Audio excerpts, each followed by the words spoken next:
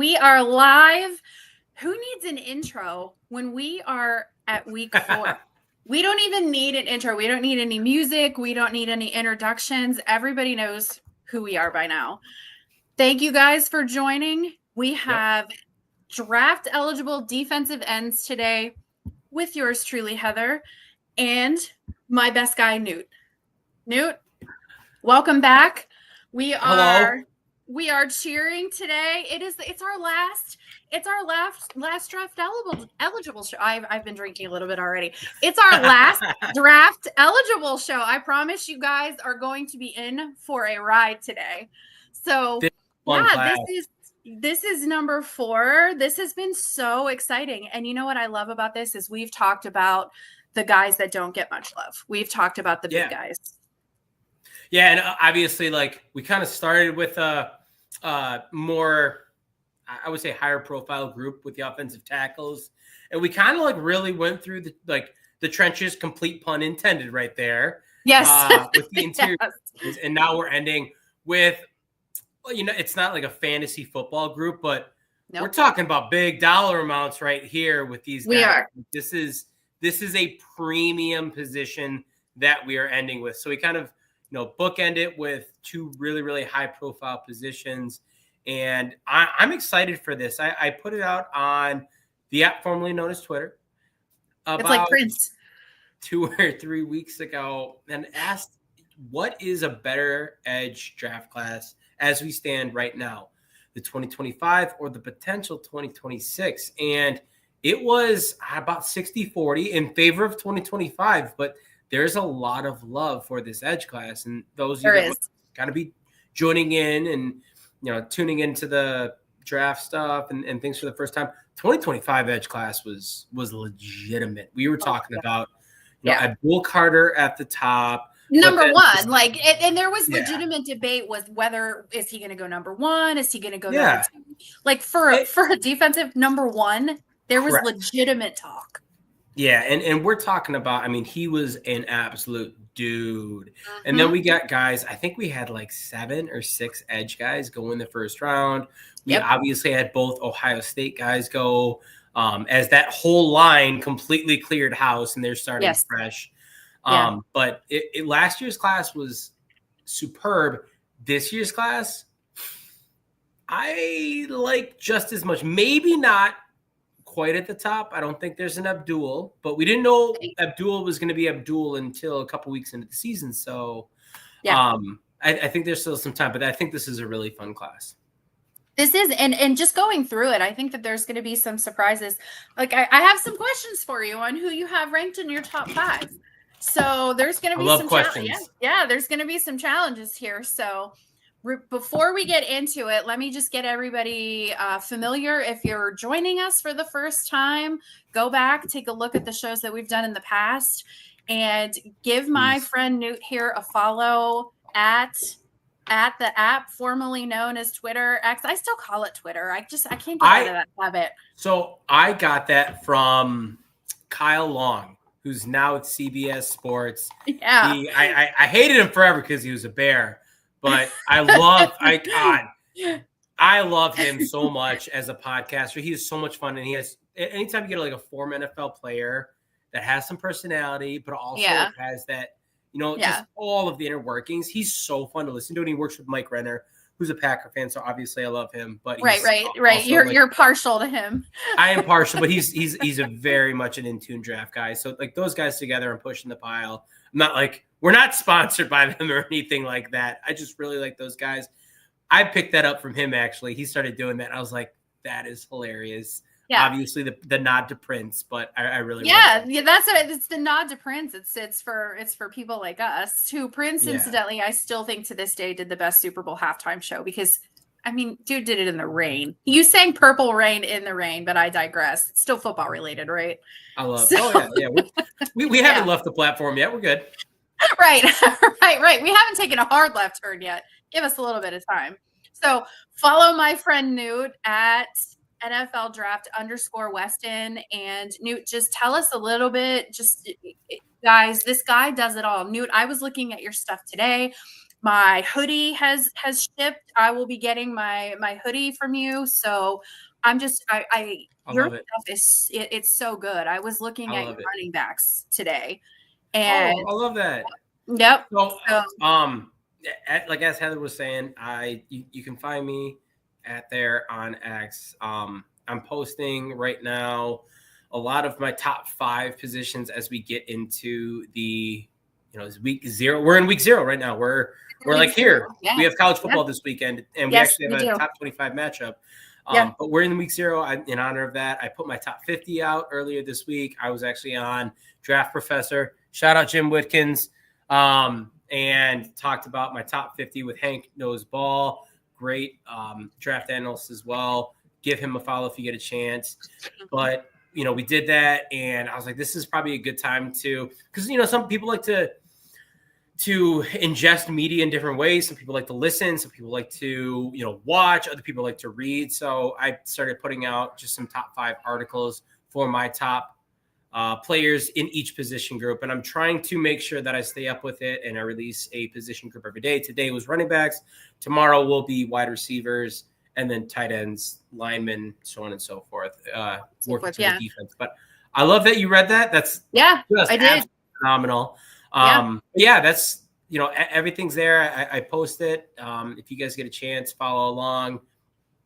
Anything It's good that you guys stuff. can do to support. We're getting into the season. So that's why I want to read, because these are the players that I want to watch. When you're watching these games, you're not just going to watch the quarterback to the wide receiver on a Tulane or on a Rice or on a relatively unknown school. You're going to look at some of these players and you're going to say, okay, there's a legitimate chance that this guy is going to go into the NFL. I want to see how he plays.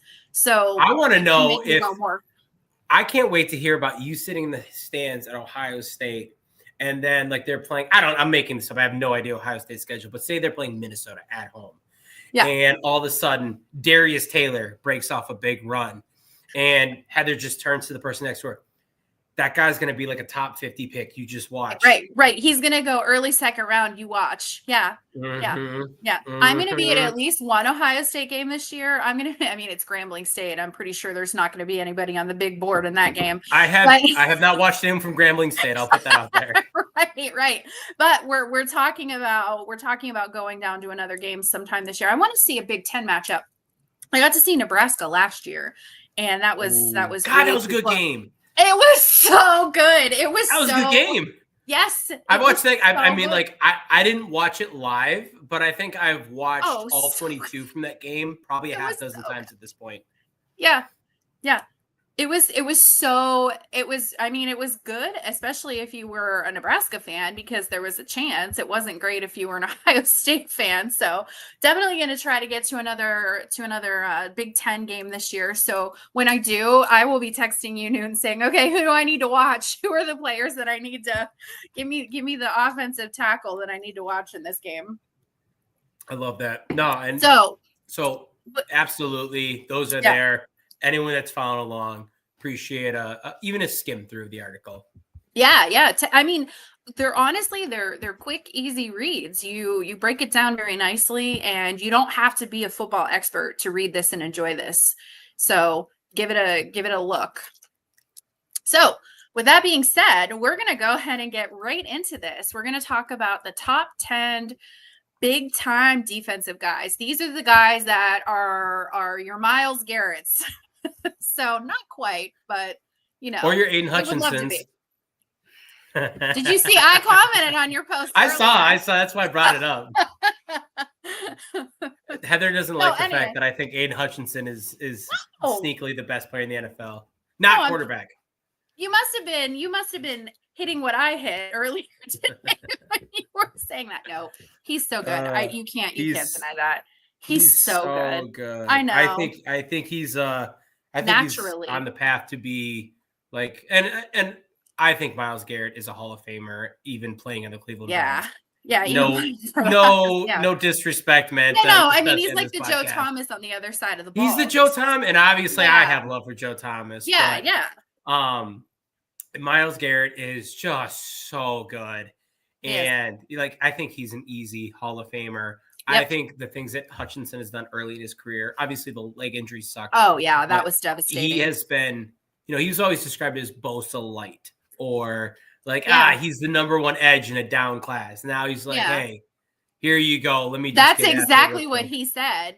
Yeah, Mm-hmm. that's exactly what he said. He showed, and he's so natural at it. Like Anyway, let's get into number. She's like, I don't want to gush about a Michigan player too much. I don't want to gush about this, especially now, like with everything that's going on. No, we're not going to gush about this. We'll gush about them if they're on our list. Which, spoiler alert, they're not. So let's. Okay, I have already forgotten his name. I want to call him ukulele, like a ukulele. I mean, that's just phonetically. Like, that's just how you're supposed to say it. I believe, and I could be completely wrong. I believe there's a hidden N in there. Uliangolele. Mateo Uliangolele. I could be wrong. No, but I doubt you're wrong. Yeah. I'm thinking you put a hula skirt on. Next time we do this, Newt's going to wear a hula skirt when he says his name. Because we're okay, so let's get into the merits of him. We're talking about this guy a lot because he's got some, like you said, merits. So first off, 6'5", 270 pounds, not verified. That's listed by the school. Yeah, that's what I had too. Yeah, I mean, he is the size to be like your traditional. And Heather, you always do a really good job of this with the viewers.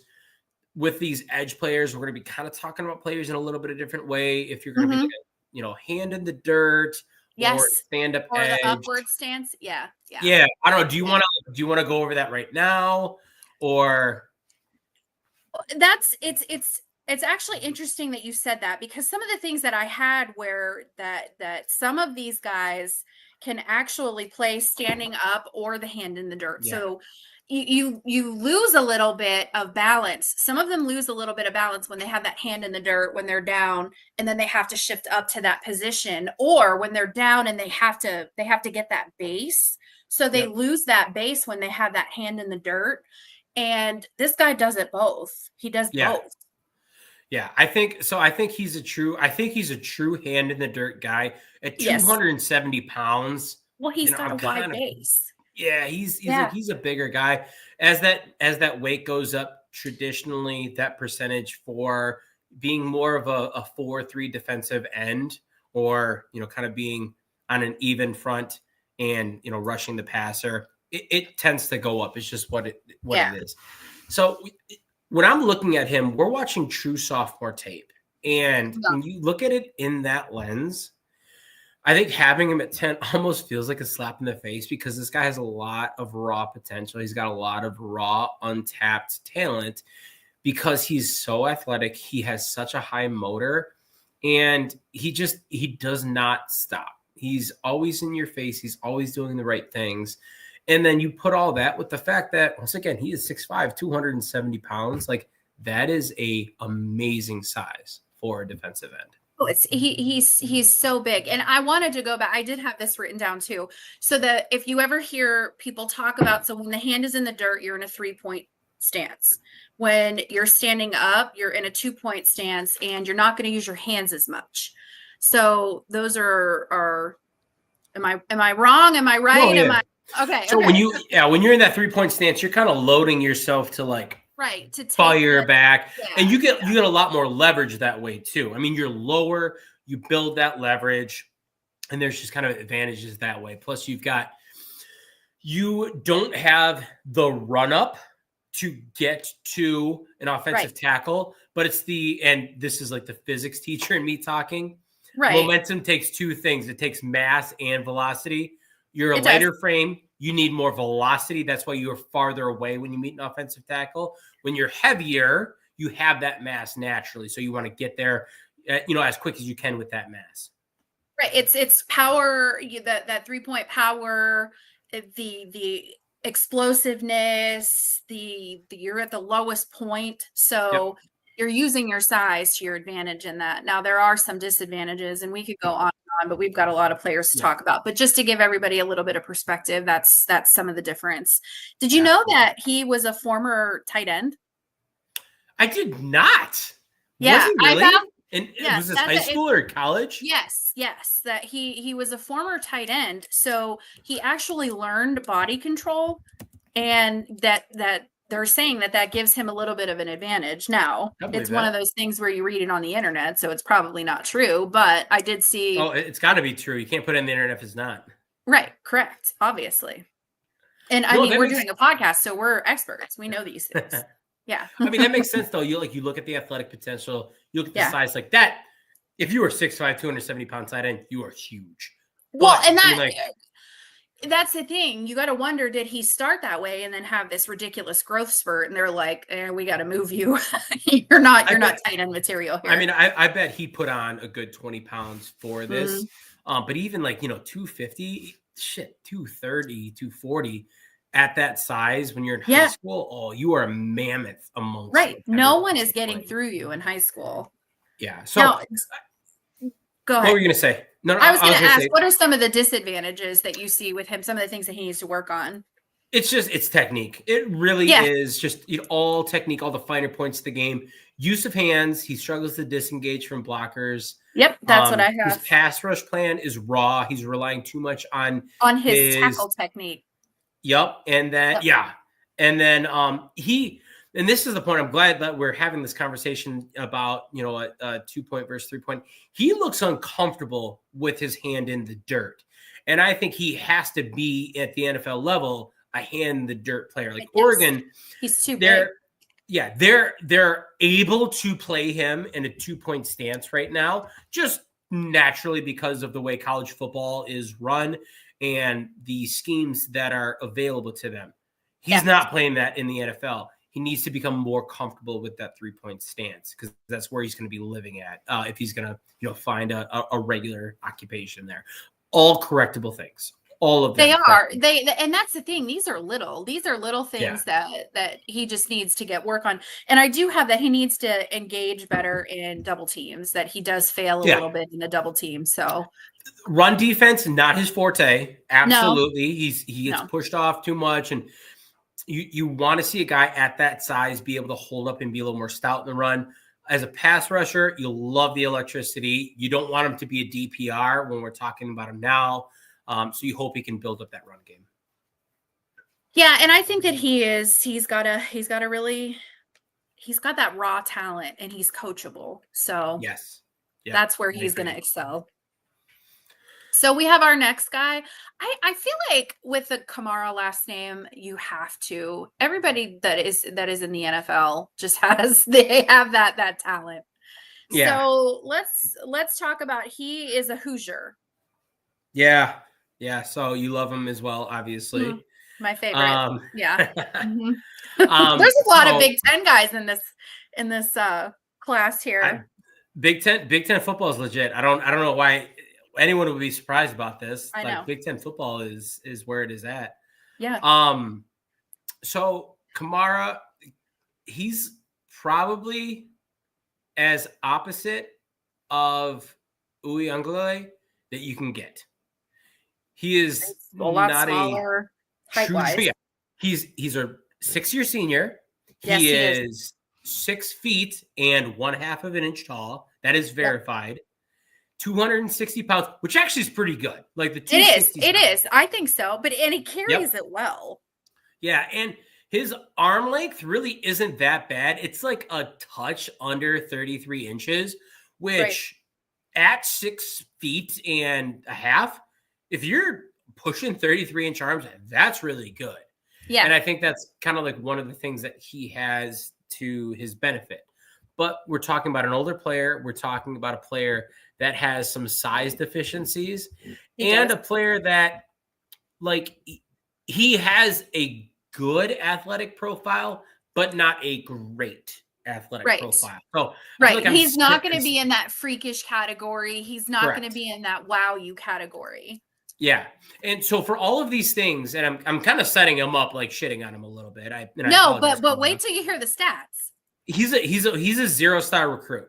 Like he is a 0-star recruit. And you can kind of see it now. Last year, of all of the tackles that we are going to talk about today, he had the most pressures via Yes, PFF. he did. It's Yes, he did. 68 pressures. That's last exactly year. what I had. Yep. He had double-digit sacks, 10. Only Yes, he one did. player I on have our 10. list Yep. has more sacks than him. And that player is about as high as you can get. A little bit of foreshadowing there. Yes. I have a stat that I use to kind of combine your worth in both pass and run defense. It's called snaps per loss. Basically, how many snaps are you on the field before you have or you create a loss of yards? Okay. Obviously, the lower, the better for that. So for him, 47 snaps, which when you're looking at it, if you're below 60, that's pretty good. That means you're getting effectively a loss of yards per game. Yes. And when that's you're looking where at it that way. 47 sounds like a lot, but you guys put into context how many plays, especially in college, are these players playing? They're playing an ungodly amount of snaps. And we're not talking about pressures. We're not talking about, holding the line. We are talking about him directly making the play, making the tackle for a loss of yards. Right. And there's a couple guys that I'll talk about that have a higher one that are like freaky. Right. But this is like he still plays really well. So, overall, he has a really sound game to him. I think the one thing about him, especially when you take a look, his win percentage on true pass sets. So when the defense knows it's going to be a pass, there's no play action, there's no, kind of like deceiving of that. It's over 25%, which means every fourth play, he is winning his rep, which is impressive. Okay, so you were talking about how he wins. So one of the things that I have is that he actually got better with his competition. So when he was playing Power 5 players or draft eligible players, he actually played better. And incidentally, I have that as a disadvantage too, because you don't want a player that's going to play to their level of competition. Yeah. Because I get that.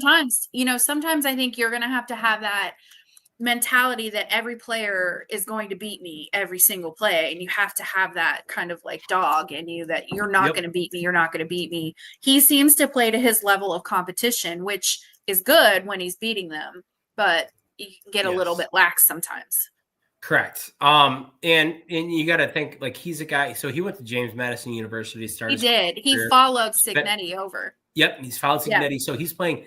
We're not even talking about Power 5. We're talking about FCS football. Now they're Power 5. They are. But that was FCS football to start with. Right. So he's a player, and the pros I have, obviously the stats that I was spouting off back up a lot of the things that he's been able to do to overcome those limitations. And we mentioned the build, like 260 at 6'1.5". He is a dense build. He is. But like pound per pound strength is incredible. But the motor, the experience, the quick twitch off the line, and also like we mentioned this last week, a couple guys, I think Corleone was one. Like he is a very high floor player. Like what you see is what you get.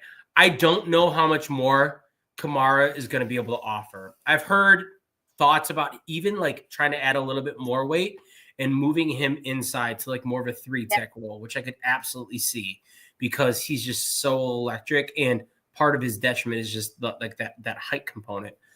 Right. But you can't with fix him, that. You're not going to be able to fix that. Everything that he's been able to fix, he has fixed. And that's why I'm rooting for the guy. And that's why I love the guy. And obviously like those are going to be the biggest things that are going to be his limitations. But God, he's so much fun. He is an absolute dog out there. The fact that we're talking about all of these players from last year, he was coach's pick, first team All Big Ten. Yep. This is a conference. Right. Will Carter, JTT, Jack Sawyer. Correct. You had some big heavy that all went into the NFL. All just absolute dudes. And this Gabe Akis, who we're going to talk about, like, there are guys in this conference that are really good. He was first team, picked by the coaches. I never look at the media. I don't care about the media. No. The coaches know what's They're the up, ones that are out there. Yeah. They said Mikal Kamara is an absolute dog. So that's why him at number 9. I love the floor. I love the player. I'm rooting for him through and throughout. But there are some just limitations we have to really acknowledge, and we can't swipe him under the rug, unfortunately. Right, because that was going to be some of my questions in some of the upcoming players. And next guy, we have denied Dennis Sutton, and another Big Ten guy, another Penn State guy. So seeing these, we had a Penn State guy last week too, and Penn State, just off subject. I'm not sure obviously how much you love them. Well, so much, but I'm not sure Penn State really added anything to their depth when they added Jim Knowles, because all they did was upgrade an already elite unit that they had. They're already really very good at defense, and I think they needed to maybe look on the other side of the ball. And I think they did get a little bit of talent, and we're like tangenting a little bit, but like they got a little bit of talent at the receiving group, which they needed. They did. I mean, last year they needed that talent at the receiving group. It might have been a Big Ten rematch had they had that talent. Which, God, can you imagine that? One play. Oh my God. I was watching that game, and oh my God, honestly, I was doing a podcast with Draft Professor, and it was like on over there. I'm like, oh my God, this is insane. But we have another Penn State guy that we're going to watch. It's going to make an impact, and he's another big boy. Yeah, so he was actually draft eligible last year too. He was, and I think that the fact that he chose to come back is good. So he's denied Dennis Sutton 6'5" and 5/8 of an inch. That is verified. 265 pounds, over 33-inch arms. He's a guy that I think, in my opinion, started the season very, very slow. If you were to look at some of the early games in the season, they were a little they weren't that impressive. Right. He shined the absolute brightest when the lights were at their absolute brightest. The plays that he had against Notre Dame, like he tried to put that team on his back against Notre Dame. I think he had a pick in that game. Like, we're talking about, and once again, I'm sorry, this guy is 265 pounds. Okay, I actually had 270. I saw that they had him listed at 270. So regardless, I mean, he's a big boy. It's not like we're talking about like this flex offensive or outside linebacker, right. We're not talking about that. We're talking about like an actual lineman that is, going to be rushed. Obviously, he plays a lot from a 2-point stance. Hell, he plays a lot. Oh, he does. Yeah. Yeah. I mean, he's even playing 4-point stances every now and then.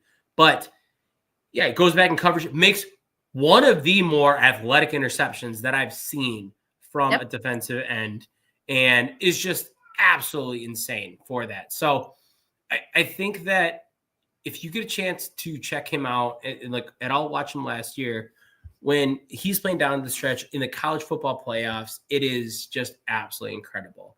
I think it's he found another gear. He did, yeah. He was big stage ready. And that's what I have. I have that he's NFL ready right now. I think so. I absolutely think so. And I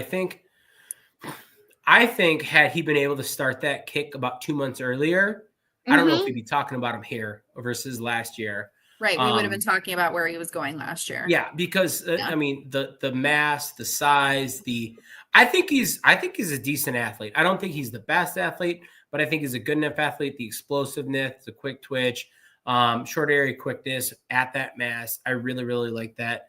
I do think obviously that he has to continue to develop that pass rush. I think that's one of the things he was able to get better at throughout the season. He's another player, and this is going to become a theme for us. And I didn't mention it with Kamara, but this is going to be one of Kamara's downfalls. Shorter frame. He has a really high missed tackle percentage. So 20% missed tackle rate. That's not good. Hell, even Mateo Uiagalelei was 17.5. Right. Not good. Not awful, but so denied Dennis Sutton, over 20%. Yeah. Well, and some of he's got limited lateral agility. Yes, and he's got a predictable pass rush. So the blockers can really kind of zero in on what he's going to do, so they can get to him, and he's not getting So I did see that. So he does need to, Yeah. he definitely needs to work on that if he's going to clean up that missed tackle percentage. Correct. Yeah. And most of these things are going to be fixable things. They are. He's not like a high end athlete, but he's high enough. He has the size, the speed at that size, and the frame to. One of the things that I loved that he does is I love when I see any defensive player that just walks their tackle back to the quarterback. So I love that. And just looking at some of the stuff, he will walk his tackle back to the quarterback, and that's my favorite kind of pressure. That's my favorite kind of, because you're just going through someone. You're like, when you get like that two-handed bull rush. Yes. I mean, it is like, it's not quick, it's not agile. It is just pure it's just power. Strong. Yeah. Yeah. I'll never forget. I had a coach in middle school, and there's gonna be I don't know, but like he's like, you get in there and you grab him by the tits and you just run it. And I was just like, okay, that you just put it very, very plain as day. Thank very you for succinct. That. But like, yes, it's just like, and then and he has such a good power profile to him. Yes, he does. To be able to get in with his hands. He's quick enough. They don't always land in the right spot, but he's quick enough to get his hands there, and then he's strong enough to move the offensive tackle back. Yeah, because he can shed the blockers, and I love that. It was Joey Bosa, I believe, that did that. It was Penn State. It was us against Penn State, and it was double overtime. And Joey Bosa just said, "Forget it. I'm gonna use the tackle for the sack." Like the tackle got half credit for the sack because he just blew right through him. He's tripping up the quarterback. Yep. Yeah. I mean, it's such a testament to what you can do and what you can be as an as an edge rusher when you have that power profile. When you're strong. Yep. Yeah. And I love that you bring that up, and we're going to a guy that completely diverts from that in every way possible. He does. So we are moving to David Bailey. Now, David Bailey, he's a transfer, right? So he came from Stanford. Now he's at Texas Tech. Correct. Yep. And he's I have 6'3", 240. Yeah, he's a little guy. I got 247, which a little guy. If he's 247, that's a lie. Then I'm 180 pounds. Thank you. Me too. Yeah. No. So he's smaller. He's thinner. He's lighter frame. But what he lacks in mass, as like different from these guys. Oh, he's so freaky of an athlete. He was Bruce Feldman Freaks List member. I can't remember where on there. I want to say like the 30s. I think once you get past the 10, it doesn't really matter. I thought he was in the top. Was he in the 30s? I was thinking he was a little higher than 30. He might be in the 30s. Yeah. I could be totally wrong too. No. You're wasting all of our time, and now I'm like tied. Well, no, because this is important now. This is definitely. I know he made the list. So while you're looking that up, just to give you guys a little bit of why he's a freak. Okay, so in the 20-yard dash, he can get up to speeds of 20.5 miles per hour. He can close a gap like that. And let's talk about his squats. 550 pounds. 550-pound squats. That is ridiculous. That is just sick. So he's a freak. Yeah. So he comes in and you wouldn't think. No, you don't think it. He comes in at 43. Okay. Still, I mean, like he's if you are on Bruce Feldman's 101. Oh yeah. List, like congratulations, that is a feather in your cap. Yes, it is. So let's talk about and obviously, like Heather pointed out, the athleticism, and it shows up for sure. He is one of like the best pure pass rushers. Yes, he is. This is kind of where the conversation of DPR comes up, designated pass rusher. I think David Bailey's a designated pass rusher. I don't know if you're going to want him on your defense for early down situations. I don't think he's that great of a run defender. I don't know if he'll ever be that great of a run defender. And hell, I don't care if he's that great of a run defender. No, because when you're that good at pass rushing, and that's exactly what I had as his pass rush isn't developed. And then I have an asterisk by it because who cares? Yeah.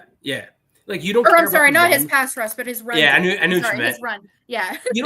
You don't care about that. Like obviously you want a 3-down player.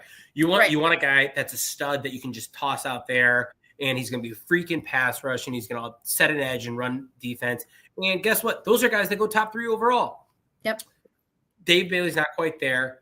When we take a look at him, last year, I think the biggest stat for him, and this is one that I'll hang my hat on, he had a 46.5 pass rush win rate on true pass sets. Give me a break. Last year, we were talking about Josiah Stewart, who kind of the same similar build, very, very similar build. He broke 40. He had like 40.5. We're like, man, Josiah Stewart, like he's a dude. Yeah, he's David Bailey. Him.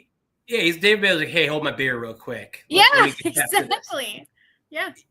He's absolutely insane. Mm-hmm. So he comes in, he's got 7 sacks, he's got 39 pressures. You might say, Newt, how does he have those numbers if he's got that high of a pass rush win rate? And it's because Stanford used him in kind of a weird way. Like he was never like a starter at Stanford for whatever reason. I'm not sure. Maybe they were using him really like a DPR. But the other thing that Stanford did is they put him in coverage like 1/4 of their snaps. They've got this guy falling back in coverage, and defensive coordinators, their minds are a lot brighter than mine. I do not know defensive schemes like they do.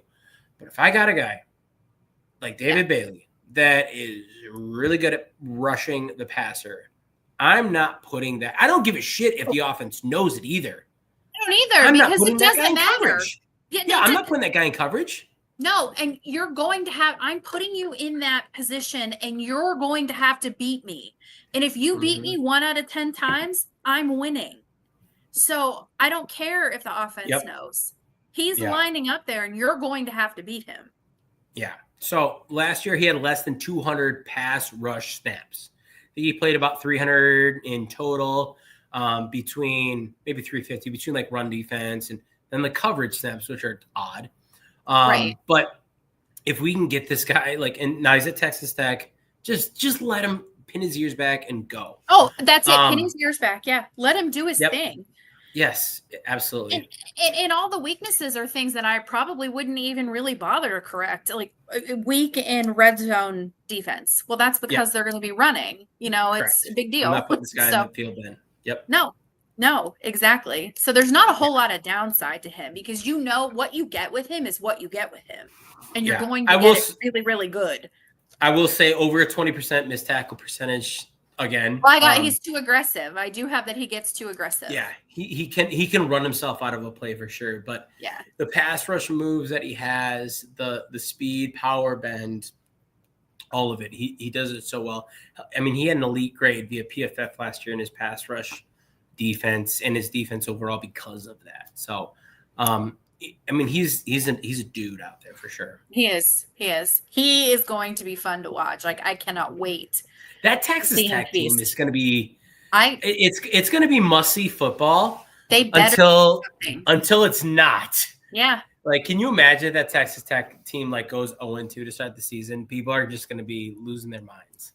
Well, I probably will be one of them that are not losing their mind, but I'll be baffled. Like they have all of this talent. I mean, do something. Yeah. It's there. Agreed. So we have another Big Ten guy. We have Gabe Aukus, Illinois. This is Illinois. Probably if I was gonna put a my guy for this class, he's gonna come in number 2, and we'll get to my guy in a little bit. But I watched Aukus, and I didn't get around to him last draft cycle. I was gonna filter into him, and then he's like, "Oh, I'm gonna go back to school," and I was like, "I'm not gonna bother." Yeah, it's absolutely it's not worth it. And I watched Aukus this year, and I was like, "Holy shit! Why didn't this guy declare last year? Because I think he's really good." So he comes in at 6'3", maybe a little bit shorter, not awful. 279 pounds. Okay, I had 277, so we're really close. So he's a big dude. He is a big boy. 33-inch arms. Yep. I mean, he is a big dude. And on top of that, he's pretty damn athletic at that size. He's a wrestler. Yeah, so the background on this guy is awesome. He had so you get past this year. He was 2 years ago a Bruce Feldman's Freaks List member, and that was 2023. Yes, he was. We just talked about kind of the importance of that. 2022, he was a freshman All-American, and he was the Illinois Rookie of the Year. High school, he was a wrestler. He was the state champion wrestler in high school. He was. There's such a correlation with wrestling, and I had to. We talked about it from day one.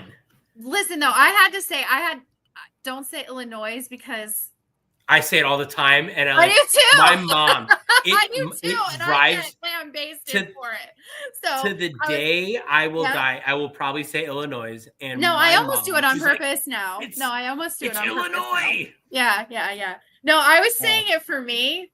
Like, don't say Illinois. But anyway, yeah. So we've talked about this before, that there's such a correlation, especially with wrestlers, because hand placement. Wrestling teaches you that. And what other position do you need when you're on a line? Yeah. You don't need to worry about your hand placement as a wide receiver. You need to worry about, not in that regard, not in the regard that you're going to be when you're on the line somewhere. Correct. And I have that his hand placement, because of his wrestling days, is virtually perfect. Yeah. I totally agree with all of that. I mean, like, the hands and his use of hands is solid. The one thing, and this is a couple of guys in this class, and it bothers me that they have this massive wrestling background. The other thing beyond hand placement is leverage. Yes. And Gabe Akis doesn't generate that much leverage. He does not. He's 6'3". He's a little bit shorter. He should be able to have some of that natural leverage. And he's a wrestler.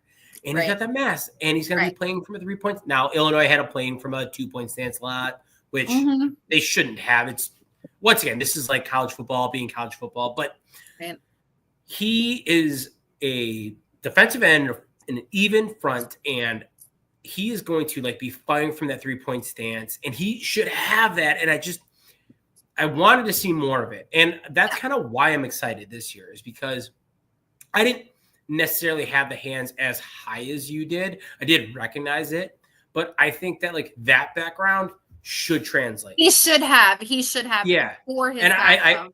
And the leverage should translate. I think the athleticism is there. I think the build is there. I think that there's so many things to his game that are there. I really like this guy for a sneaky first round draft pick, even a top 20 draft pick, because I think that he is just that good. Right now on my board, he's number 32. I've got him as a second round grade, but I think if he has a year, and I think this is kind of why he went back, because he's betting on himself, I think he could really push for that first round. So I have that he performs well again in big games. So in the 6 games against top 25 opponents, he had 9.5 tackles for loss and 6 sacks. So he performs well in bigger games. So again, when he's on that stage, he does perform. Yeah. And I think part of the thing with Akis is he had a down 2023. He did. 2024 was better. It was.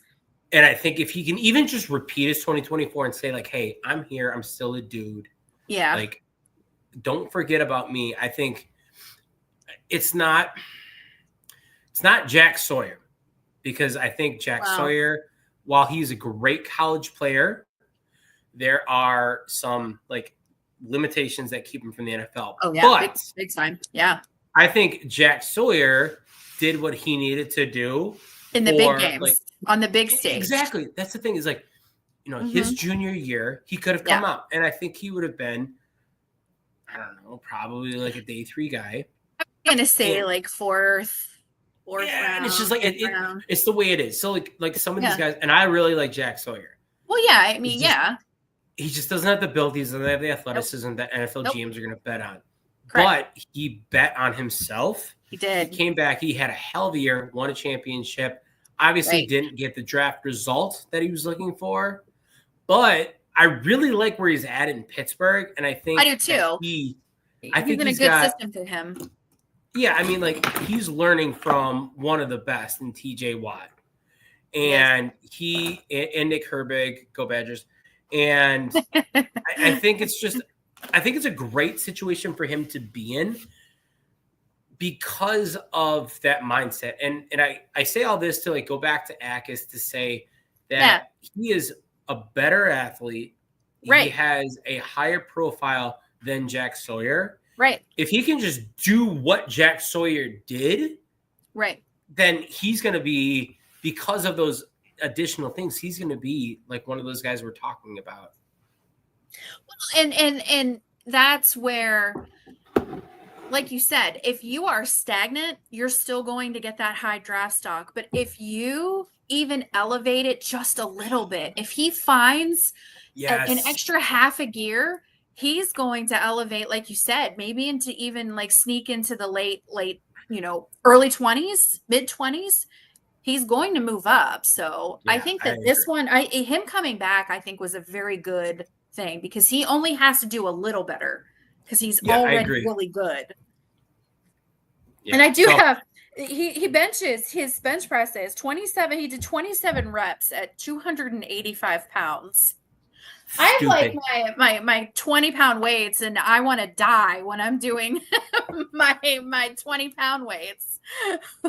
No, I like, and that's the when you start reading some of these numbers, and we talked about it with Jaden Roberts 2 weeks ago. Like these guys, the athlete that these guys are is just at sometimes like not unappreciated.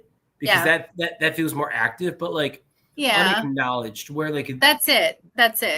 Like you just don't understand. You don't understand how incredible of athletes these guys are and what they're doing, day in and day out to find their edge and really be competitive. They are, and we're really going to start to get into some where we're going to get into the top 5 here. So, LT Overton, okay. I will let you go over because my question is, why do you have him so high? Oh, you hate LT Overton. I don't hate It's because he's an SEC player, isn't it? Yeah, she's like, oh, SEC, that's bullshit. Yeah. You should be like number 55. I know. Right. I wouldn't even have him on my top 20. No. Because and I'll tell you why I had a question on this after. So give us the rundown. So look, just preface once again, size. And this is one thing, and I talked about this with Dale from Bengals and Brews. This killed me, and I have to probably adjust a little bit for it. He's listed at I think 6'4" on Bama's website. He's 6'2" 3/8, which is that's not. Some have him listed at 6'5". Like some people are 6'5". Yeah, so that's the thing. It's no, you're putting lifts in your shoes, sir. Yeah, and so he's verified his spring measurements, 6'2" 3/8, 274 pounds. He does have good length though, and I think this is kind of like where that makes up. And this goes back to the Armand Membu conversation last year. I'm talking about a tackle. I understand. Yeah, no, I remember it. Yeah. When you're shorter, but you have longer arms, that's a good thing. It means you can generate leverage, but you have good length to separate yourself from the opposing player. So I think that when you're talking about 33.5-inch arms, that's pretty good. Yeah. And so that's kind of where I'm all right, I'm not going to change my view of this guy because of that change in height, because I think the length component, and the length being the arms, is still there. So your wingspan. Yeah. Exactly. Yeah. So I've got written down stellar size for the position. And once again, I stick by it because of the math, because of the plus 33-inch arms. The athleticism at that size, I really, really like. I think that he has good change of direction to play in stunts and put on a counter move. I think he's solid in pass rush. He excels in run defense. Yes, I have exceptional run stopper, and he's gap disciplined. Yeah, and this is probably the first guy we're talking about in this group that is just he's a dude in run defense, which creates a really high floor for a player. Mm-hmm. The pass rush is sexy. The run Yep. defense is what's going to get you to see snaps early and often. And I Correct. think that's what LT Overton has. I love his hands in pass rush. I think it sets up decent counters, which I mentioned. I think he's got a couple moves like a club rip and a swim move that he goes to that are pretty good. I want to see him add some counters to that. I think the movement in counters is good. I don't know if the hands are right there. And then, like I said, in run defense, I think the edge that he sets is really, really good. So those are my ankle pros. Flexibility. The ankle flexibility, and he's surprising. He can bend. He can bend really well. I think, and that's something like that subtle like flexibility and athleticism from him, which people, once again, you're talking about a guy. You know, we talked about Kamara being a tree stump. You're talking about a guy. He's taller than Kamara at 6'2" and 3/8, but he's 274 pounds. Like, he's a big dude. Right. And when you have any like movement skills, then that's kind of an added bonus. All right, so why do you hate LT Overton? I actually don't hate him, but I'm wondering why you have him so high with his lack of production and his limited. We have limited starts on him. Now, I understand that there the opportunity, and he was playing behind really good players, but I think for his size, for his athletic ability, his lack of production. So lack of production would be, we need to see him with more tackles for losses, with more well, not pass rushes, but and does that have anything to do with his lack of starts? Yeah, but that also concerns me. So why do you have him so high with all that? So I'm going to break that into two parts, because I think you bringing that up is like perfect, and it is probably the biggest argument against him. Yeah. So a couple of things. He started at Texas A&M University, which at this point I'm getting ready to just throw out any defensive tape from Texas A&M, because if you take a look at all three defensive linemen from Texas A&M last year, all three of them, in my opinion, were so poorly used. Yes. Between Shamar Stewart, Shamar Turner, and Nick Scorton, like they were so much better players than they were allowed to be. And I think there were some subtle jabs at TAMU staff, not like dragging anyone through the mud, but I think there was a comment made that kind of matched the perception. So he starts his career 2 years at Texas A&M, and then he transfers to Alabama ahead of 2024. So I'm watching Alabama tape at this point, and I think the Texas A&M tape is kind of frustrating, which leads to the low production, because you're only talking about a guy that's got barely over 1,000 starts. He's a 5-star prospect. He's a top 10 recruit in his class.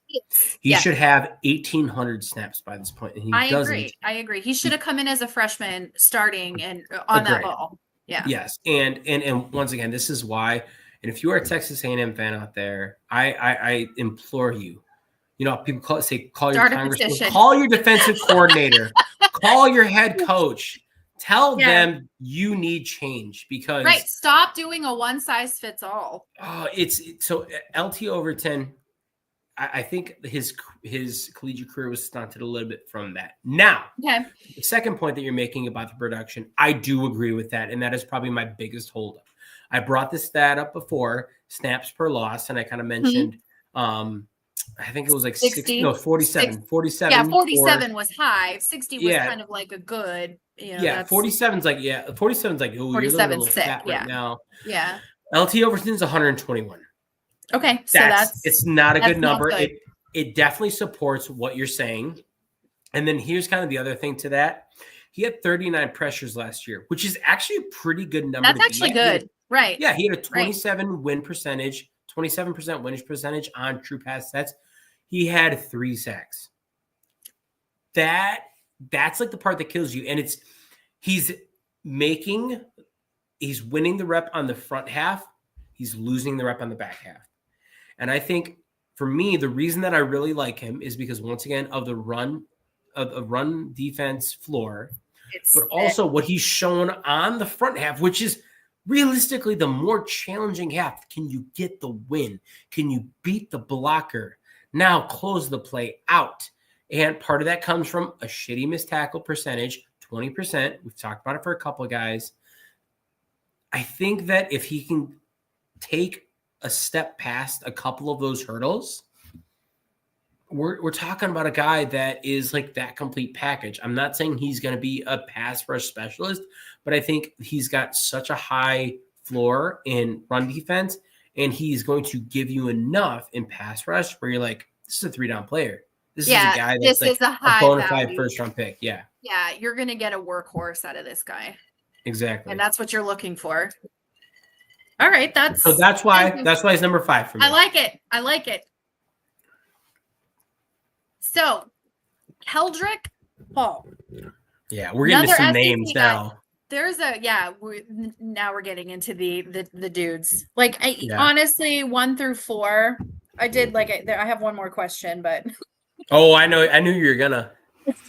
It's me. So we have another SEC guy. I'm noticing a theme here. I don't even know. Like, is this real stats? What do you have on his? Do you have 6'6"? I don't have verified, so I don't either. I don't have verified. 6'6", 288, probably what you have. Yeah, that's exactly what I have. So we got a big guy. We got it's a massive human being to play edge. He is a massive human being and another dual athlete. He played basketball. Yep. The thing about him, I have that he has the perfect physical weight distribution, arm length. He's just all proportioned. He's not stout. He's just proportioned. So he's a big guy, but he carries it. Yeah. So if you take a look at this guy, it's so fun to watch him because he has the mass to play as a defensive tackle. Yeah. And he's got the length to play as defensive end. And it's so, and like you said, it's well proportioned. Almost 10% of his snaps came at the 3 tech last year, which like that's a defensive tackle position. Right. Now another third of his snaps came at 5 tech, which is over the tackle, and then half the snaps, which we would expect, came from outside the tackle. So he plays, primarily edge, but like he gets sprinkled in a fair amount.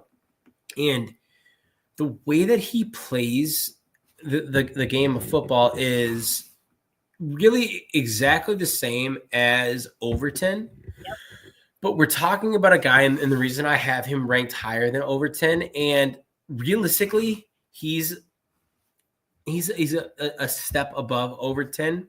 Oh, I had him, it is because of what he can do as a pass rusher. So I was just going to say. The chops that he brings as a pass rusher. So he's got 9 sacks on 45 pressures last year. And it's like, okay, you are the thing that I didn't like about Overton, he didn't finish plays. Keldrick Falk finishes plays. And that's what you like to see. Right. And I have that he plays with genuine violence. He's not going out there, and he is actually genuinely angry. He is playing to, he doesn't want to hurt you, but he wants to hurt you. Maybe. Yeah, he wants it. He wants you to there's going to be a timeout called because he's pancaked you. So I think that's what I loved about him is that he has this mass, he has this size, he has this agility, he's got rare redirect ability, long arm stab, but he plays so violent and it's so genuine, and that's what you want to see when you're a defensive coordinator. I agree. So a couple of the things about Falk. So he's entering his true junior year. Yes. Here's a cool thing, and these are the pieces that get left in the dust sometime. But I really, really like him, and I talk about players, all the time that have these. He was elected to the SEC Leadership Council, which for players in the SEC, that's kind of a big deal as far as like you talk about captains of teams and leaders in those pieces. He's a true junior getting that nomination, which is really, really big.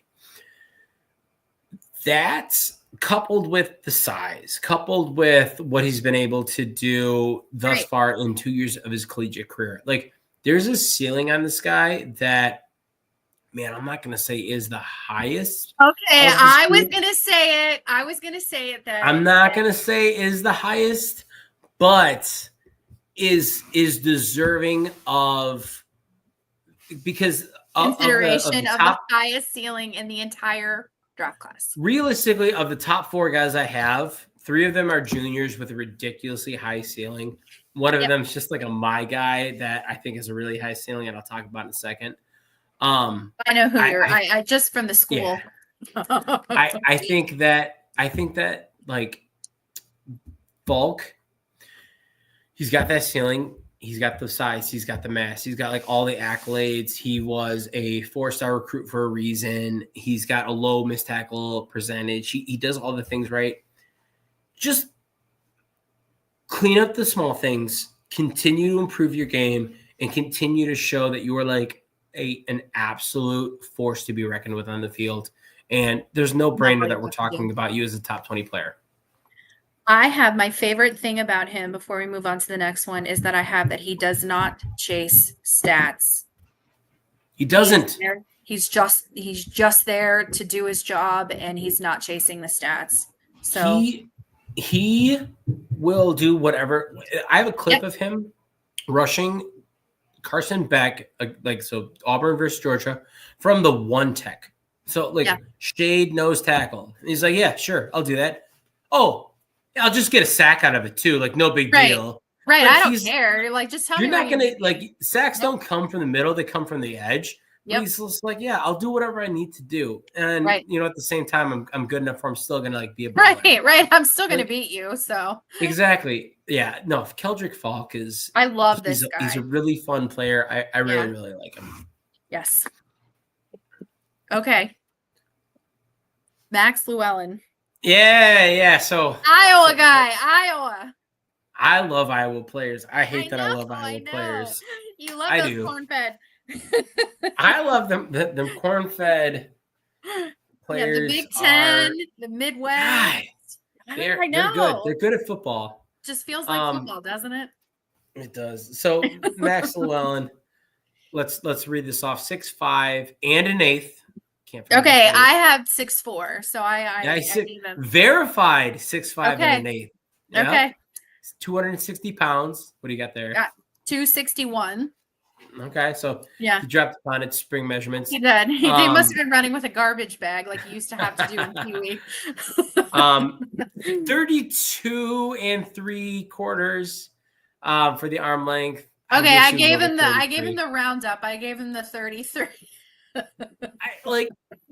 I know. Here's the thing about Llewellyn, and I'm gonna read the negatives first because I think this is fair.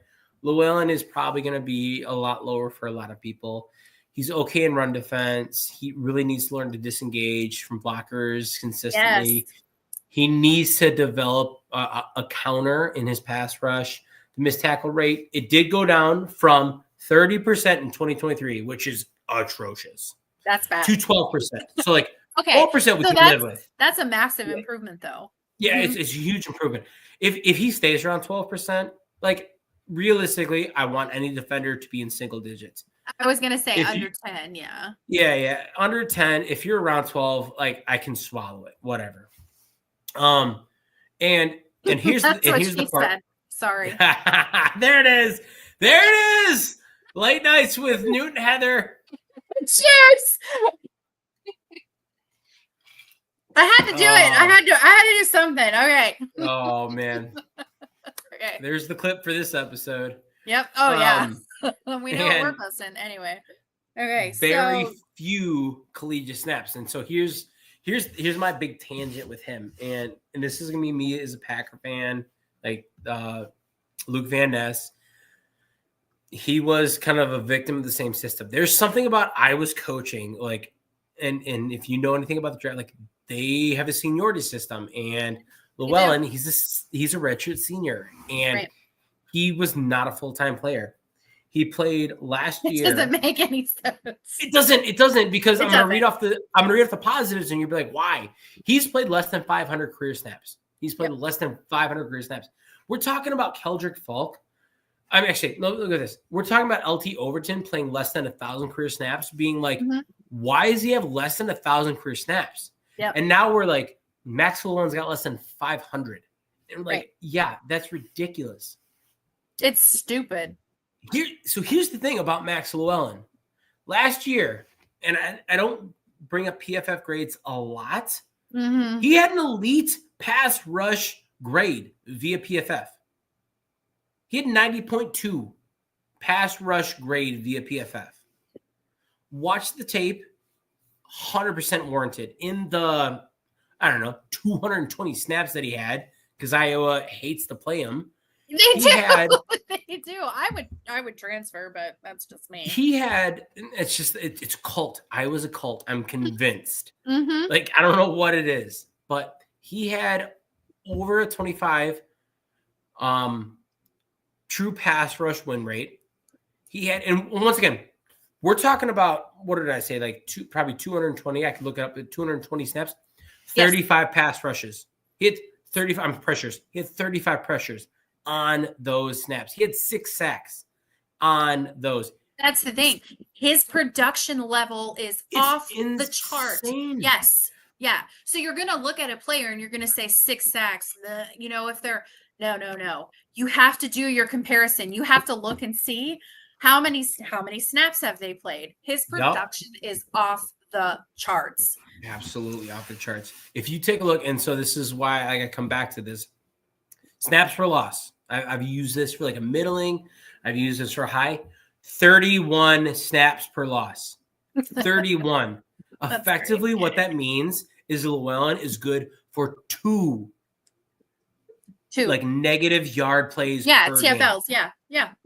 He is guaranteeing you a sack or a tackle for a loss. Right. And 2 plays if he's playing every snap a game. He's guaranteeing you a second and long, or a third and long, or busting up a second and short, or a third and short. Yeah. That's what you want out of a player. Yep. And so when you take a look and you look at him on film, once again, there's not a ton of snaps, but the length, the mass, the athleticism, it all comes together. He is a high motor player, and that's kind of what you expect out of a Hawkeye player. You expect a guy that is just going to have a motor that runs hot. The burst off the line, the explosion is there. The pass rush plan, I think, is really well refined. I think there's some work he can do on some moves, but he has the most deadly inside spin move possible. You just say that. I have okay, it's not deadly, but I have sickest spin move of all the draft class. Just all of them. And I've seen David Bailey put a good spin move on. David Bailey's got a pretty good spin move. Yeah. Llewellyn makes David Bailey look like he's a kindergartner. I don't know if you're the Braxton Miller spin move, video game mode. Yeah. We're in video, and that's consistent. That's not you're going to look at him and that's a consistent. One of the things that I have that I loved about him is that he's really good for mobile quarterbacks because of that spin move, because he's so mobile that he can go after the mobile quarterbacks. And that's what we're getting to. We're getting more into the mobile quarterbacks again. We like those. We don't like those plant. I mean, look at some of the, a Josh Allen mobile quarterback, Lamar Jackson mobile quarterback, Deshaun Watson. Yeah, when he was, you talk Watson. about. I had to. Let's talk about him. No, let's not talk about him. There is not enough vodka in this cup. Let's talk about Deshaun Watson. Yeah, but you see all these mobile quarterbacks and that's what you want. You want someone that's gonna. I mean, even Joey B has to be mobile because his offensive line's gonna get him killed. Unfortunately, so Max Llewellyn, biggest projection for me. I have an affinity for Hawkeye players. That's why we've talked about a Hawkeye on literally every single one of these trench talk episodes. I know, and you guys, You guys, Newt knows how much I love Ohio State. And you notice the last like 2 shows we haven't had. We talked about Caden Proctor last time. Okay, 2 out of the 4 shows, Newt, we haven't had an Ohio State player. So I'm sorry that the defensive line, literally drafted the entire time. It drafted everybody. And we got decimated. 3 of the 5 offensive linemen were drafted. What do you want from me? I went out and searched for a tackle. I found Ethan Onueyo. I found him for you. You did. I will give you that. But still, we're at a 50% rate here. Okay. Stop getting guys drafted so quickly. That's not my fault. It's your fault. You're going to redeem yourself, guys. We are going to talk next week. We're going to do our last show for a little while until for a little bit. Because Newt's the Badger Buckeye preview. Yeah, we're going to do a Badger. But next week, we're going to do a Texas Ohio State preview. Yeah. But we're not going to talk about the game necessarily. We're going to talk about the top 5 players. And Sonny Styles better be in there. Okay. I'm just saying. No, that's your responsibility. I know. You better have something good to say about Sonny. Okay. He's in my top 10. Okay. I like it. All right. I like it. So we can move on to the top 2. Newt and Heather after dark. So we have Ruben. Now we have Miami's not. What's Miami in now? What? They're not in the ACC. They're in the ACC. Okay. They're in the So if anyone has any idea, so my top 2 guys are in the ACC. It's an embarrassment of riches for the number 1 for the team that he's on. They're really good. But we're talking about Ruben. So this is kind of funny because we talked about Maui Goa or Maui Noah, Sissy Maui Noah. Yeah, whatever. We're talking about pronunciations, right? I feel like this is late. Dear Lord, when Will Johnson got drafted to Arizona with Harrison Jr. and they were talking about kind of like an iron sharpens iron thing, which I totally agree with. I think Will Johnson last year was such a good talent, and for whatever reason he felt he did. Marvin Harrison Jr. obviously is a phenomenal talent. Had a letdown of a rookie season, but I think just look at who his quarterback is. Oh yeah, well Trey McBride did all right. I'm just saying he did. Okay. Oh, shots fired. No, shots fired. That's fine, Newt. Trey McBride's also one of my fantasy. No, he's one of my fantasy players, so I know that really well. Trey is Newt's fantasy, so yeah, we'll just go there. Yeah, he's all right. Jesus. So moving past that, Ruben Bain Jr. and Francis Malioa. I think those 2 over the last 2 years, they have been effectively the starters at each of their respective positions. Obviously Malioa at the tackle position and Bain Jr. now at the defensive end. I think they've just been pushing each other like snap in, snap out to be just like the best versions of themselves. Because Ruben Bain Jr., he is 6'3", 275. That's what I think he's got a pretty good length to him. I'm not overall concerned about that. But the twitch and the explosion shows up immediately. He just blows up off the line.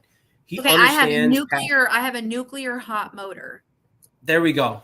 Yeah. And here's the cool thing, and I don't know what's going on down in Miami, but I mentioned with Maunoa that he had the best hands in the class. I think Ruben Bain Jr.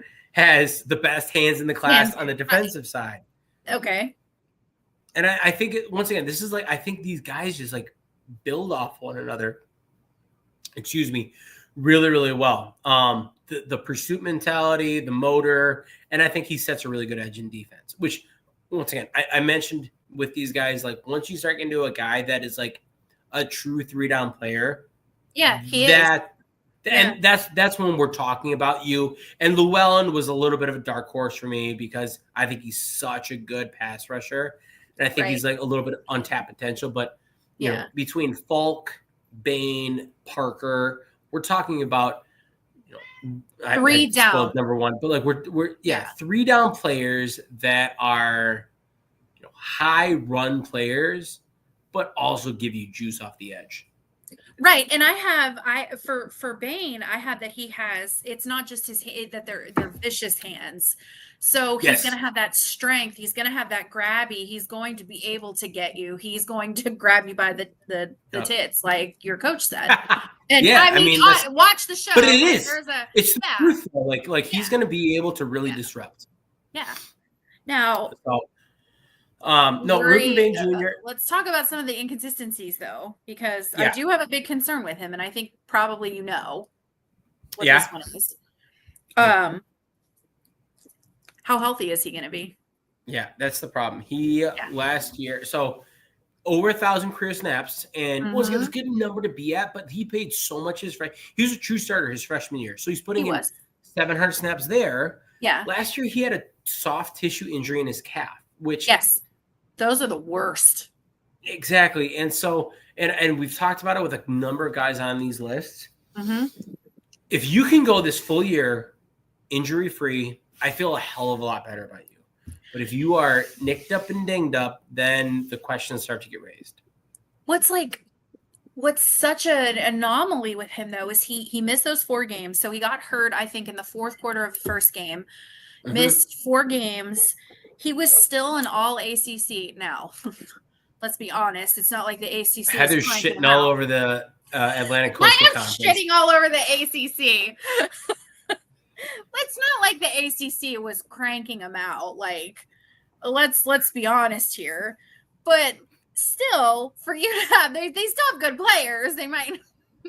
So for you to be on the whole ACC, you ever heard of a Donovan Azaraku? You ever heard of a? Shut up, Newt. God, like the entire team for South Carolina. My God.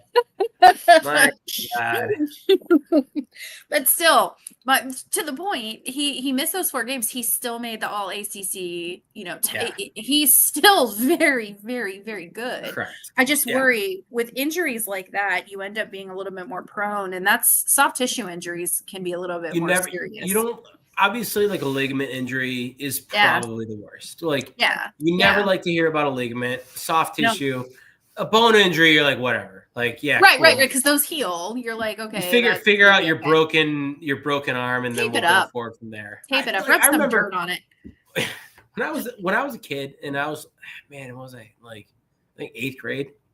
Mm-hmm. I broke my collarbone in June. Mm-hmm. I was back in August. For our Little League baseball tournament. Right. And I think I had to play first base because my arm was I didn't have the muscle mass in my arm because I've been throwing. But I was I'm back here playing baseball 2 months later after a broken collarbone. Our parents just didn't take it. I broke my finger. I mean, and it's like, hey, my mom's just they're not going to do anything for it. She's they're going to splint it and go from there. So we did. We just splinted it and taped popsicle stick, and it's fine. That's. But I mean, the broken bones. You're not. I mean, it's not that you want to see it, but you're not as worried. The ligament, the soft tissue injuries, those can linger. Those suck. Yeah, I mean, ligament's the worst, and it wasn't that, but a soft tissue is you don't like. Yeah, you're flirting now. You're flirting with. Yeah, it can go either way. So. But Ruben Bane Jr. I mean, he's so. Here's the thing, he is right now a top 10 player on my big board, and we're talking about my edge too. Well, right. The thing with him too is that there's not a lot of the things that he needs to improve on are the things that are easily fixable. You're develop better counter moves. I have, and then he can sometimes over pursue. Yep. Okay. No, I mean all of those pieces, boom, boom, boom, check. Hey, do these things. Right. Not don't you don't have to get bigger, which you at this point can't. Not. Right. But you don't need to get mass. He doesn't need to get more mass. He doesn't need. He has. Yeah, stay healthy and develop these aspects of your game. Yes. Now I'll be. Number one guy, I was very hard pressed to find a whole lot of things that were wrong with him. Holy athlete. Is the only thing that's wrong with him? He plays in the ACC. Correct. That's his first mistake. He plays for Clemson. Who's So that's really his going to be second really good mistake. this year? You zip it. All right. We'll Oh, talk about man. that later. They're We'll gonna be talk so about that good. later. I'm going to have you on one of my college football shows. Book it like later October, November. I'm going to have you on a show. Okay. Yeah. And I'm going to be talking about And how good Clemson is. okay, bookmark this one. Yeah, we'll see. We'll see. No, I'll clip it and bookmark it and I'll send it to Hell you. yeah. So Please. I But said no, what I said. I said it with my chest. So we have TJ Parker, who is he is oh my gosh, this guy is really good. He's as good as I am at making Newt uncomfortable. That's how good he is at football. It's crazy. It's crazy. that means he's really good. He's really good. Yeah. So I have TJ 6'3", Parker's 265. What do you have? that's exactly what I have. Yep. Okay. The stats. Do you have a sack stat for 12. That's what I had. 12. Yeah. So we were talking about who is it, Camaro at 10. We're like, yeah, this Mhm. guy's really, really good and everything. It's Uh-huh. like TJ Yeah. Parker's like, yeah, I got 12, bro. Yeah, he's like, hold my vodka and lemonade. I'm here all night. So this guy does, it just feels like he just does everything the way he's Yep, exactly. he really does. He's violent. His violent punch, he sheds blocks, he sets edges, he sets firm edges. He's a refined pass rusher. And the one thing that I had that I liked most about him is that he sequences his moves because he has a crazy high football IQ. That's what sets, and like if you were following the draft not last year but 2 years ago with Latu, that is what set him apart from like the Jared Verse and the Dallas Turner of the world. Is, you know, Jared Verse is this long freaky guy. Dallas Turner is like quick twitched and like an explosive athlete. Latu is just a mastermind of the pass rush. And it feels like TJ Parker kind of pulls a little bit from all three of those guys. Like he doesn't have the length, but he's got the athleticism. Yeah. He has maybe like some of that quick twitch, and he's got like a good amount of that like pass rush IQ where he's like kind of putting it together in this like really, really fun prospect. Well, yeah, and you're making it complete. You're not perfect at everything, but you're really good at the things that you're supposed to be good at. And you add in some sneaky stuff, like you're just exceptional at spatial awareness. So you're adding like these little things in that really add up. Yeah. So TJ Parker for me, and you said it really well. I'm not going to go over those pieces. He does both sides of the game well in pass and run defense. The things I want to see him clean up are I want to see him avoid getting blockers on him. He's 6'3". It's going to be, you know, a piece of his game he's got to work around. Most of the time he works around it just fine, but I want to see him be even a little bit more effective and shed blockers a little bit more. And that comes with his hand usage and run defense. And then that's it. Like you can't improve the length. Like it's okay, but not exceptional.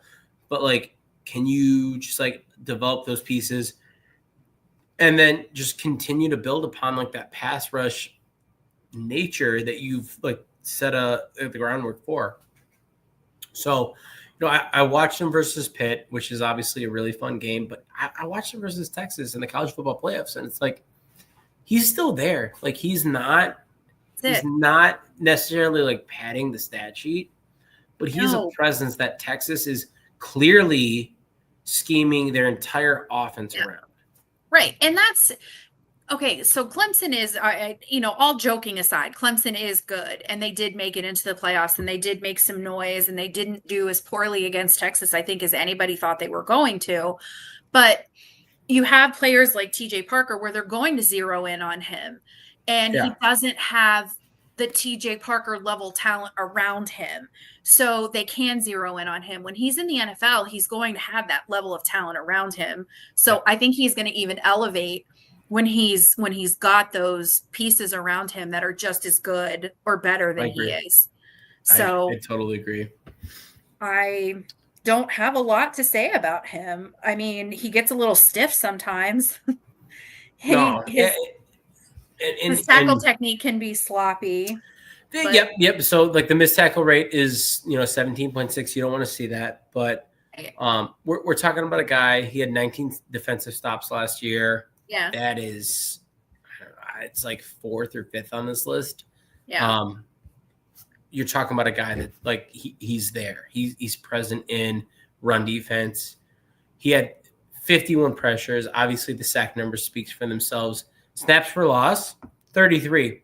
Only one better than him is Max Llewellyn, my boy. Mr. 33s, 33. That you're still looking at like 2 per game. And here's the difference between, and this is like when you have to like put statistics in a little bit of perspective. Max Llewellyn's doing that over 210 snaps, 220 snaps, whatever.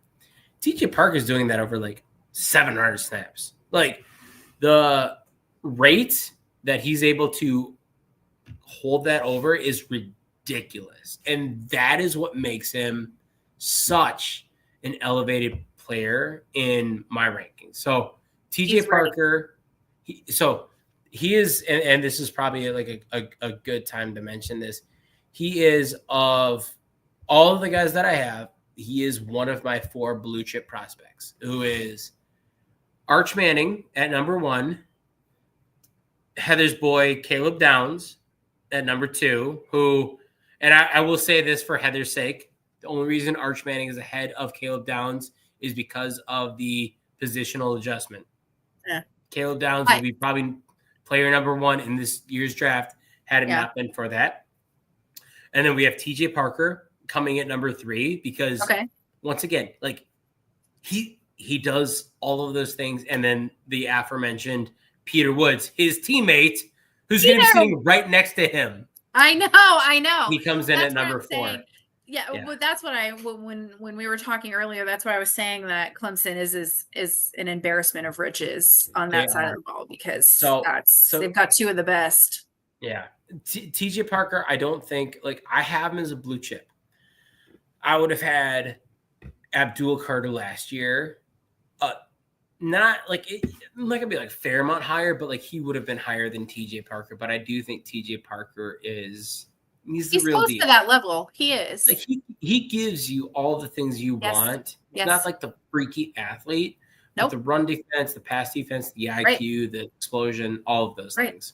Right. You really can't ask him for anything more. And he's going to work hard at it. He's not relying on his natural ability. He's working for it too. Exactly. So I have one more question before we close this part of it out. It's actually some of the things that we talked about, the missed tackle rates. Do you think sometimes that the missed tackle rate is a little higher in college because they're trying harder to prove themselves? They're trying to do too much? No, I don't. Okay. I think the missed tackle rate in college is a little bit higher because of the way that defenses scheme players. Because of the way they're called. Yeah. Yeah, I think like, and I've seen missed tackles where like I went back and checked, and that was considered a missed tackle. I'm like, oh, that was like, this guy is like his entire momentum is moving away from the player, and he got like a hand around the thigh, but there's no way he's making that play. And I think that the way that a lot of players are schemed can hurt that. And like, truth be told, to be fair, I may be tougher on players because of that. And I try to, when I start grading film, there's a couple things that I'll put a grade down for right away. I'll put a grade down for build right away. I'll put a grade down for tackling right away. And I don't know if there's anything else. I'm talking about specifically like defensive tackles and edge players. And that that grade that I have on build changes when I see like how you use that build. Like, are you able to like utilize your length a little bit more? Doing with it. Yeah. Correct. And your missed tackle rate or your tackling changes when I see, like I said, those things. Like, obviously your missed tackle percentage is indicative of that, but is it like kind of the bullshit missed tackles that you have in the stat sheet because of how it showed up? Or do you have good tackle technique? Are you breaking it down a defender? Or are you just like trying to arm tackle? Like, I was really hard on Derek Harmon last year because I thought he was kind of lazy at the tackle point. And that's something I'll live by. And, whether or not like live or die by it, I'm rooting for Derek Harmon. I think he's a great player and I love his story. But I think he needed to clean up his tackle technique. And, for what better or worse, I'll live by that. I think that you don't see that when you look at a missed tackle rate. When you look at the film, you see the tackle technique, you see the breakdown and everything. You can look at it this way, Newt, though. If he does clean up his tackle rate, you can say, like his tackling, you can say, see, I told you, get him with the right coaches and look how great he is. Exactly. So, yeah. Yeah. And then if he doesn't, you're like, see, I told you. I'll spin for this your for sake, you. You're probably like, oh man, I don't need another Pittsburgh Steeler to ball out on the defensive line. Oh, you hate me clearly, but that's fine. Okay. So this was our last show for this format. We're going to do a show next week. We're going to talk about Texas and Ohio State. We're going to preview. I'm going to give Newt 5 Ohio State players, and Newt is going to give me 5 Texas players. I'm still waiting on that list. Well, I'm not still waiting on it. I'm just waiting on it now. But we're going to talk about that. Here's like a weird interjection, and like I know you like interacted with this. Here we go. Where are we at with Arch Manning? Am I allowed to talk about him? You're allowed to talk about. Oh yeah, you're definitely. I think the most recent news makes it worth talking about him. I agree. I wholly agree with you because what an enigma we've got going on right there with him. It's fun. So I think we need to throw Arch in the mix. Hell for yeah. sure. Yeah. There'll be there's some fun players at Texas.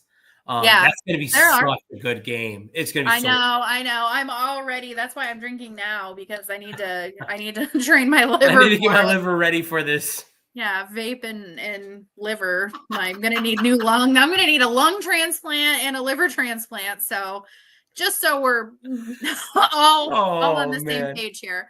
So, Newt, I know you have your drink there, and I have been drinking mine, but I have my shot here. So. We'll do. You can just take a drink, and we'll do. I'm out. I got a shot of brandy because I'm from Wisconsin. Okay, that's what we do here. So we'll do our shot, and then we'll say goodbye for this week. And it's been awesome doing this with you. I love it. Thank you so much. So cheers, and let's go.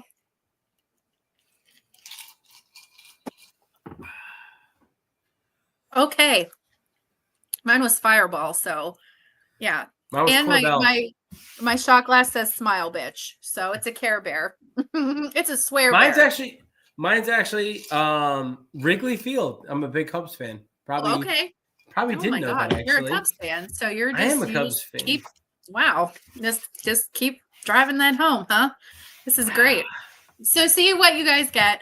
It's you get a lot of good content. You get a lot of good banter. Hell yeah. Remember to follow Newt. I promise it's worth it. I've learned so much from him, and I cannot ever say thank you enough to the whole NFL Draft Fanatic, the whole group over there, and Newt especially for just giving me a chance and letting me do these shows. I love giving you a chance. Thanks for giving us a chance. No, this has been great. We're the weird like nerds in the corner.